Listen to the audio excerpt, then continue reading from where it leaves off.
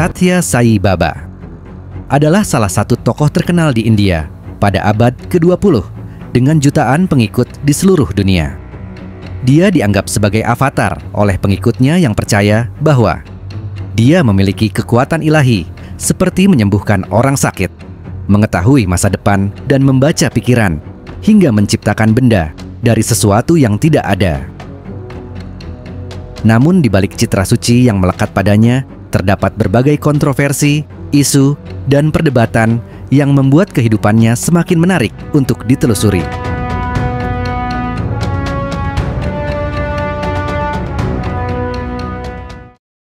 Sri Sathya Sai Baba lahir dengan nama Satya Narayana Raju pada 23 November 1926 di desa kecil Puttaparthi.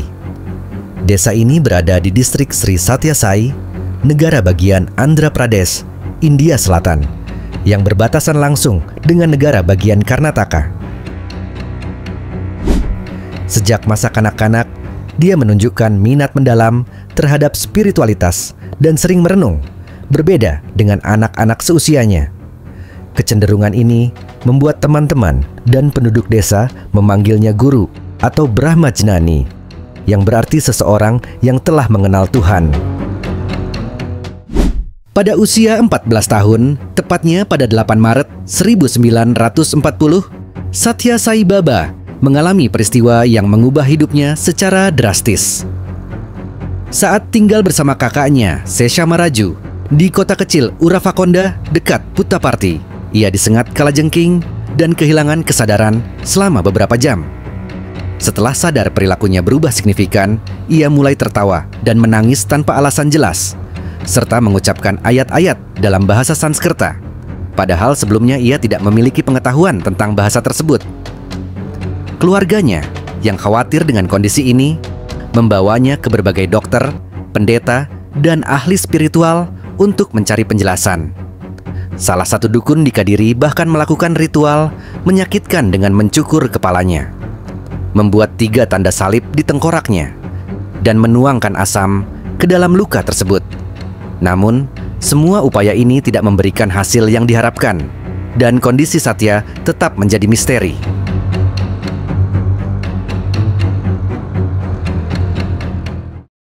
Beberapa bulan kemudian, pada 20 Oktober 1940, Sathya menyatakan kepada orang tuanya bahwa ia memiliki misi untuk menegakkan kembali prinsip-prinsip kebenaran atau dharma dan mendorong cinta kepada Tuhan serta pelayanan kepada sesama manusia. Akhirnya, pada 23 Mei 1940, beliau menyatakan dirinya sebagai reinkarnasi dari Sai Baba dari Shirdi, seorang santo terkenal yang meninggal pada tahun 1918. Dalam surat tertanggal 25 Mei 1947 kepada kakaknya, Seshama, ia menulis bahwa tugasnya adalah membimbing seluruh umat manusia menuju kebahagiaan dan menyelamatkan mereka yang tersesat agar kembali ke jalan yang benar.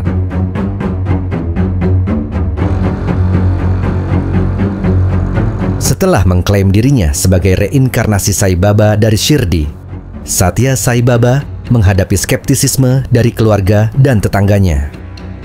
Mereka meminta bukti atas pernyataannya.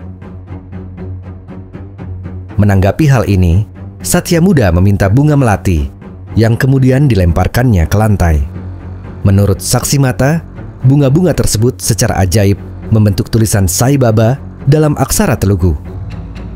Peristiwa ini memperkuat keyakinannya dan menandai awal dari misinya, sehingga ia memutuskan untuk berhenti sekolah dan mulai menyebarkan ajarannya.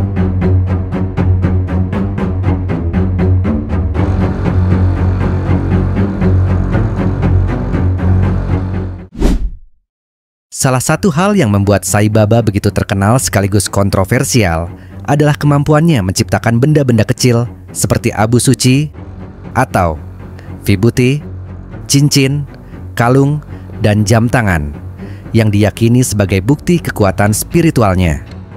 Para pengikutnya melihat ini sebagai tanda kebesaran ilahi, sementara kaum skeptis menganggapnya sebagai sekadar trik sulap. Sathya Sai Baba, seorang guru spiritual asal India, telah menarik perhatian banyak tokoh terkenal dari Barat yang datang untuk bertemu dengannya. Salah satunya John Hislop adalah seorang pendidik dan penulis asal Amerika Serikat yang menjadi salah satu pengikut awal Sai Baba di Barat. Ia menulis buku berjudul My Baba and I yang menceritakan pengalamannya bersama Sai Baba dan ajarannya. Namun, pada awal 1980-an, Hislop menerima laporan dari beberapa pengikut yang mengklaim mengalami pelecehan seksual oleh Sai Baba.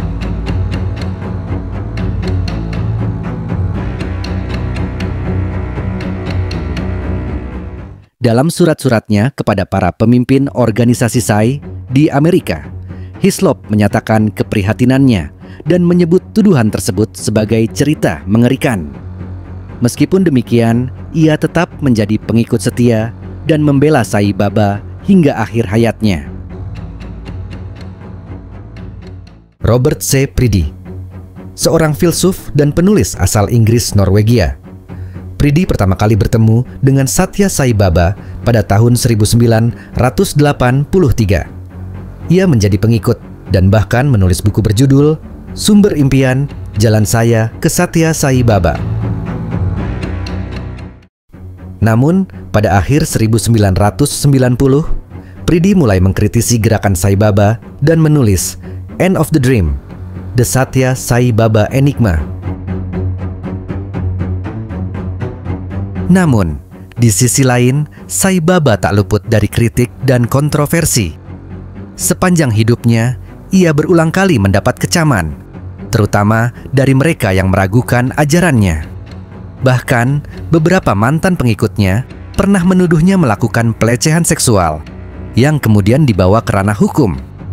Meski demikian, hingga kini, tuduhan tersebut masih menjadi perdebatan, dan Sai Baba sendiri tidak pernah terbukti bersalah.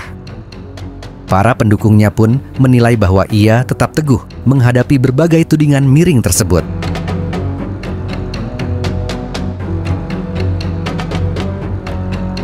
Sathya Sai Baba mendirikan berbagai organisasi yang berfokus pada pelayanan kemanusiaan, terutama di bidang pendidikan dan kesehatan. Salah satunya, ia pertama kali mendirikan sebuah rumah sakit pada tahun 1956 di Puttaparthi, Andhra Pradesh. Rumah sakit ini menyediakan layanan medis gratis bagi semua pasien.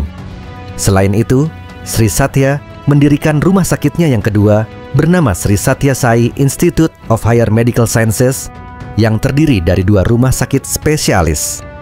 Terletak di Bangalore, Karnataka. Rumah sakit ini mulai beroperasi pada tahun 2001 dan menyediakan perawatan medis khusus secara gratis.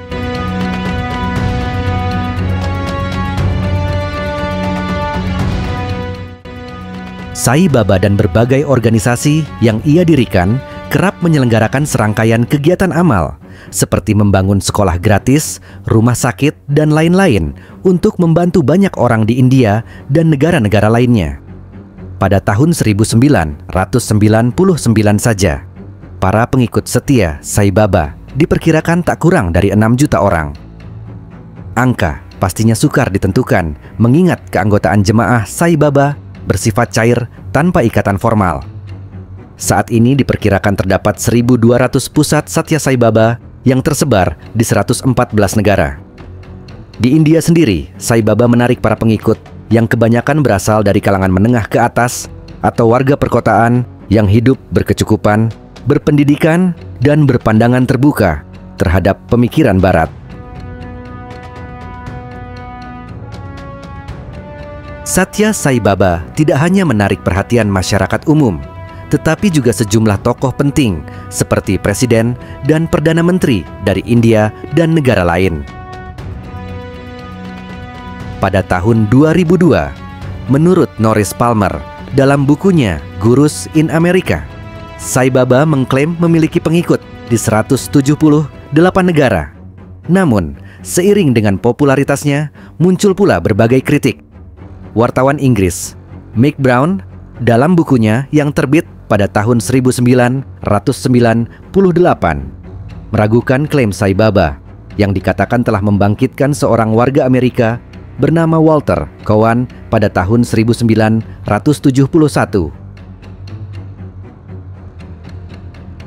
Brown menyimpulkan hal ini setelah meneliti surat-surat dari dokter yang merawat Cowan. Selain itu, majalah India Today edisi Desember 2000 memuat laporan dari pesulap Patsy Sorcher Jr. yang menuduh Sai Baba melakukan mukjizat palsu. Tuduhan-tuduhan ini banyak tersebar di internet. Pada tahun 2001, Sai Baba mengimbau para pengikutnya untuk menghindari situs-situs yang menyudutkannya dengan menyatakan bahwa internet itu seperti keranjang sampah. Daripada internet, lebih baik internet, mendorong mereka untuk lebih fokus pada pengembangan diri daripada menjelajahi dunia maya.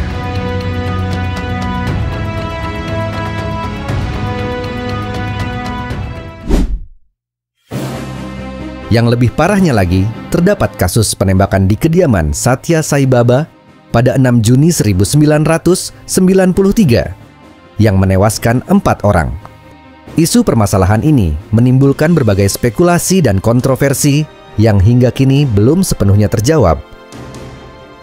Banyak pihak mempertanyakan bagaimana 4 pria yang diduga sebagai pengikut setia bisa melakukan serangan di dalam ashram yang sangat dijaga ketat.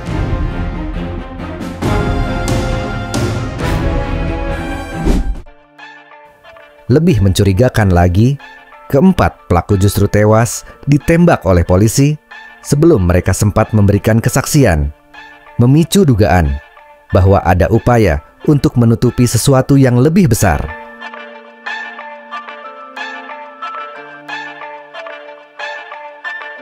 Beberapa kritikus berspekulasi bahwa insiden tersebut bisa jadi berkaitan dengan perebutan kekuasaan internal di dalam lingkaran Sai Baba, mengingat pengaruh besar yang dimilikinya terhadap politik dan ekonomi. Selain itu, ada dugaan bahwa pihak kepolisian bertindak di luar prosedur dengan mengeksekusi para penyerang tanpa penyelidikan lebih lanjut. Sampai hari ini, tidak ada penyelidikan yang benar-benar transparan atas insiden tersebut, dan pihak berwenang cenderung menghindari pertanyaan-pertanyaan kritis terkait peran Sai Baba dalam kejadian itu.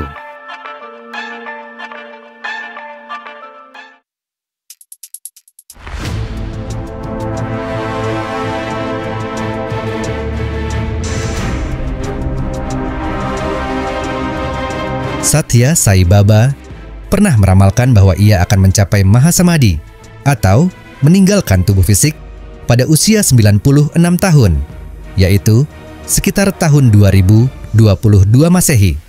Selain itu, ia juga menyatakan bahwa 8 tahun setelahnya, pada tahun 2030, ia akan berinkarnasi kembali sebagai Prema Sai Baba yang akan lahir di Karnataka, di suatu tempat antara Bangalore dan Mysore.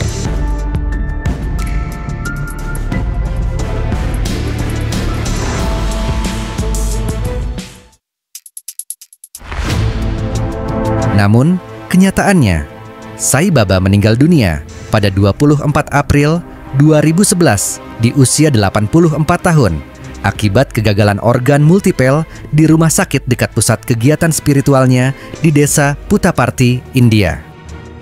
Sebelumnya, ia telah dirawat selama hampir sebulan di Sri Sathya Sai Institute of Higher Medical Sciences, rumah sakit yang didirikannya sendiri di Puttaparthi, Andhra Pradesh. Ia mengalami komplikasi serius yang memengaruhi paru-paru, ginjal, jantung, dan hati. Meskipun mendapat perawatan intensif, kondisinya terus memburuk hingga akhirnya ia meninggal dunia.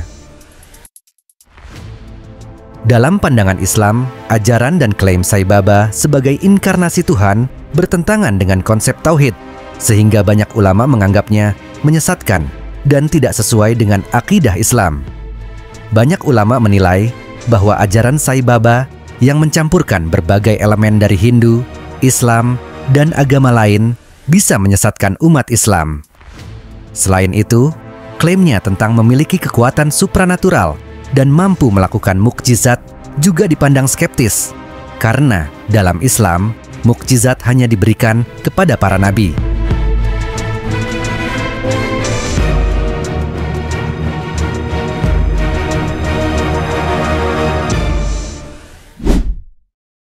Wallahu alam bissawab. Semoga kisah ini bisa bermanfaat untuk kita semua. Mohon maaf jika ada kesalahan, karena sejatinya kebenaran hanya milik Allah Subhanahu wa Ta'ala. Sampai ketemu di kisah menarik dan penuh makna selanjutnya. Wassalamualaikum warahmatullahi wabarakatuh.